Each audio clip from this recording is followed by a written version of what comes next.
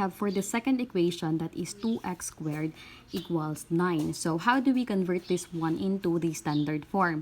So, ang first aim nato is mahimo ang sa right side ng 0.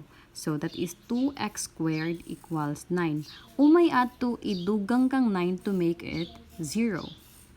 Check. So, we are going to apply the subtraction property of equality in which mag-subtract kita ng 9 sa left side and sa right side. So, this becomes 2x squared minus 9 equals 9 minus 9.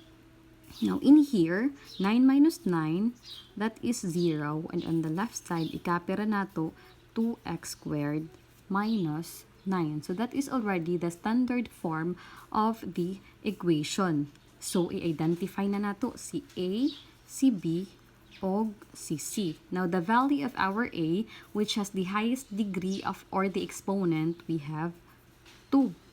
Ang ato C is we have 9 or the constant, that's 9. Ang ato B, hala, unsaon naman na, wala man si BX. Ma'am nga no, wala man ang X. Unsaon man nato, may value ng ato B, na wala may x diri ah.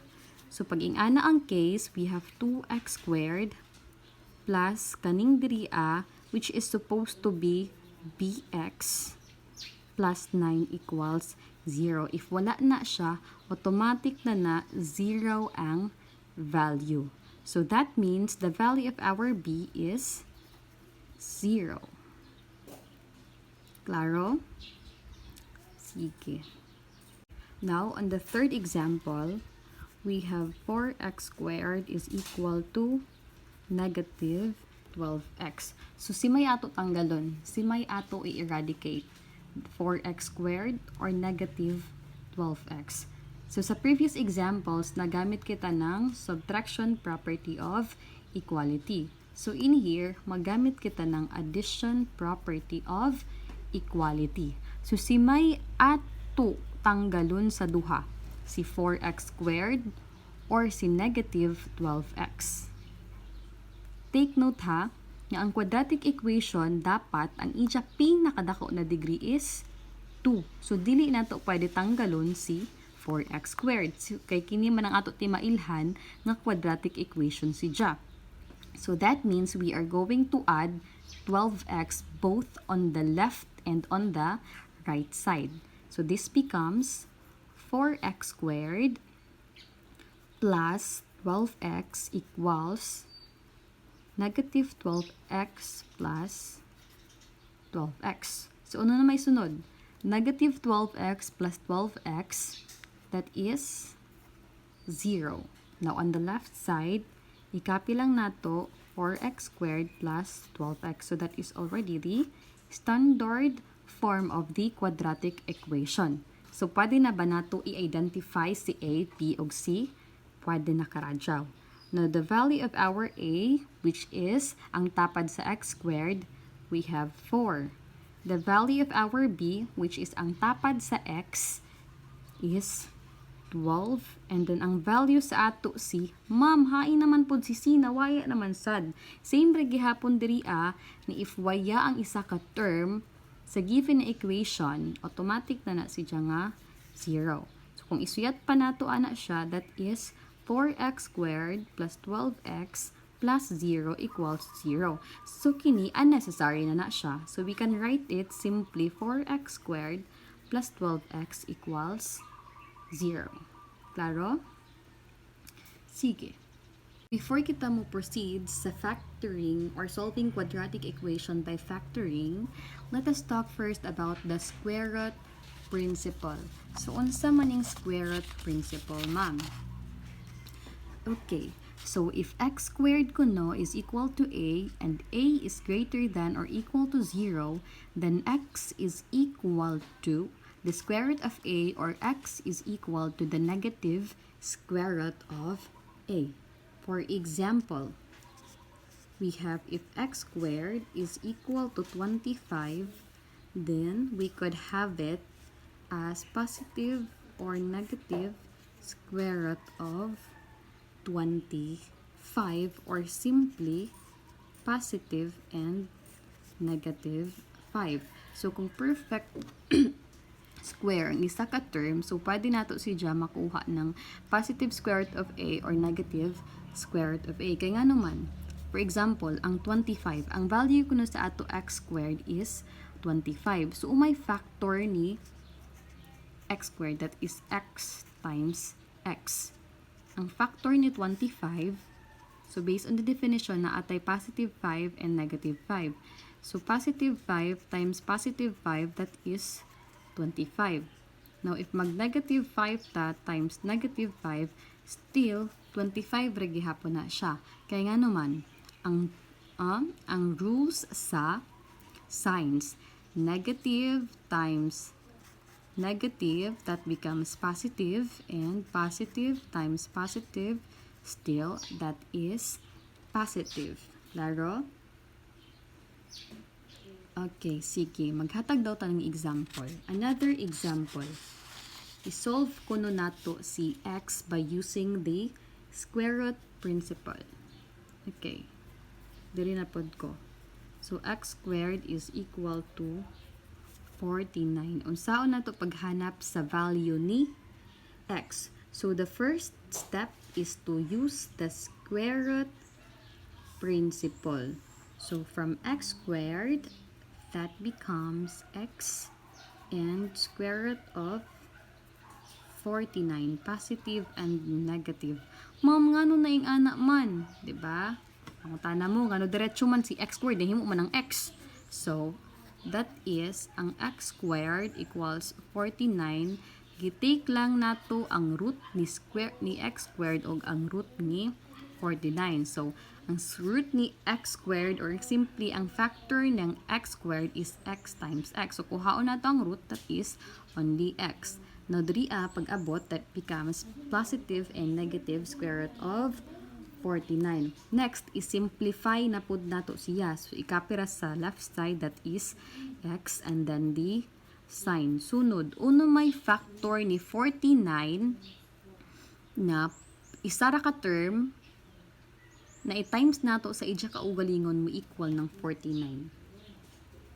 Ang 49 ba perfect square? So, when you say perfect square, that means a times a becomes a square. The same ra kibali nga numero ang ato i-times para mugawas ang specific na number. Like for example, this is 4. So, may factor ni 4, that is 2 times 2. Parihas ra kibali. Kaya na. So, pag abot 3 sa 49, hanapon nato ang factor ni 49, okay? So, pwede 49 times 1. Ano pa man? Think of a numbers nga factor ni 49. 49 times 1, what else? We could also have 7 times 7. So, based on the definition, dapat parihas nga numero ang ato gamiton sa pag-factor ng number nga 49. So, we have in here 7 times 7 or simply square root of, that is 7 times 7 or simply positive and negative 7. So, gisimplify ra nato ang radical. Laro? Okay, another example. We have x squared plus 3 equals 51.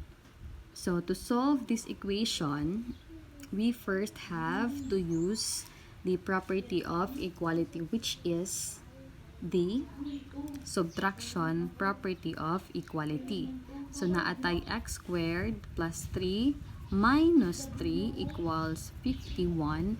Kung unay gi-add or gi-subtract mato sa left side, maupod sa right side. So, this is minus 3. So, 0 naman na. We have in here x squared equals 51 minus 3.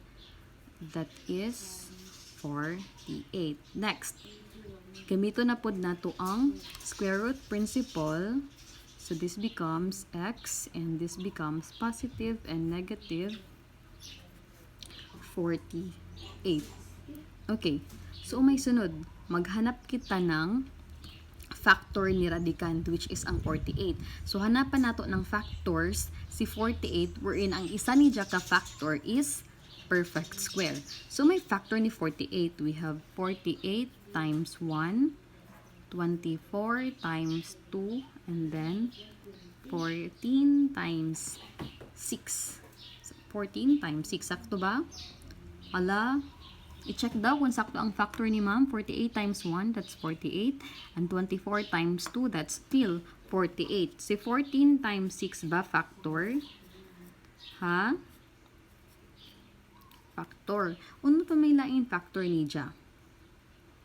What else? Ano pa may lain factor ni 48? Hala? Think of a factor. 16 times 3. Pwede sab, di ba? So, among these factors, haman diri ang factor ang naay perfect square. Si 48, perfect square, dili. Dili. Sa 24, perfect square, dili. Dili gihapon. Si 14, perfect square, dili. Dili. Si 16, perfect square, okay, perfect square. So, pwede nato si Ja gamiton. So, this becomes positive and negative 16 times 3. Now, ang ato value sa x is, note, copy ang positive of negative. Remember nga ang 16 is perfect square, which is 4 times 4. So, since kay perfect square man na siya, ipagawas lang nato na siya sa square root sign. And then, ang suyod nato is si 3. So, we have in here, the value of our x is positive and negative 4 square root of 3. Or pwede pod buyago nato siya, that is 4 and square root of 3 or negative 4 and square root of. Okay, another example. Ano man solve na klaro man solution ni ma'am. Sige, dirirahan kita another bond paper na pod. Okay, so another example, we have third example na, diba? We have 4x squared minus 9 equals 71. So, to solve this one, we have to add 9 to both sides. Ganuman, para matanggal na to kani mga constant. So, that becomes 4x squared minus 9 using the addition property of equality gihapon ha. Minus 9 plus 9 equals 71. So, this is 4x squared negative 9 or negative 9 plus 9 or negative 9 plus positive 9, that is 0 na. So, we have 71. And necessary naman si 0. So, pwede rin na nato siya isuyat as 4x squared equals 71. Now, sunod. Sana naman po nato. We have to divide both sides by what? Uy, I forgot. Nakalimot si ma'am. Di ba nag-add kita sa left side ng 9? So, mag-add po kita sa right side ng 9. So, 71 plus 9, that is 80. So, we have in here 4x squared is equal to 80. The next thing that we have to do is to divide both sides by 4 para ang mabilin rakan is x squared. So, mag-divide kita by 4. So, kanina na siya, that is 1x squared or 80 divided by 4. That is 20. Now, pag 1 gani ang coefficient, dili na siya dapat pa i-suyat. Puno na pod ng memory. Storage full na sad. Sana all hamok memories. So, hain na kita to x squared equals 20. So, we will take the root of these terms. So, ang root ng x squared, that is x. And we could have in here positive and negative 20. So, gamiton na pod nato ang square root principle. I-factor nato ang radicand or the 20. So, copy ra ang sa left side, that is x. So, may factor niya 20 na ang isa ka factor is perfect square. So, pwede 20 times 1, factor man pod na siya. 10 times 2, factor man pod na siya. And then, or 5 times 4. So, among these three factors haman dapit ang pares ng mga numero wherein ang isa sa ila is perfect square. 20 and 1? No. 10 and 2? Dili gihapon. So we have 5 times 4 since ang ato 4 is a perfect square. That is 2 times 2. Okay. So we have in here positive and negative square root of 4 times 5. Now remember nga pag perfect square gani na siya, pwede na nato igawas sa radical sign. So we have in here that's positive and negative. Ang 4 kay perfect square man na, ang iyang factor is 2 man. 2 times 2 that is 4. So ipagawas lang nato si 2. Unya ang bili nato is 5. So the value of our x, it could be x is equal to 2 square root of 5 or in x is equal to negative 2 square root of 5. Another example? Do you want another example? Sige.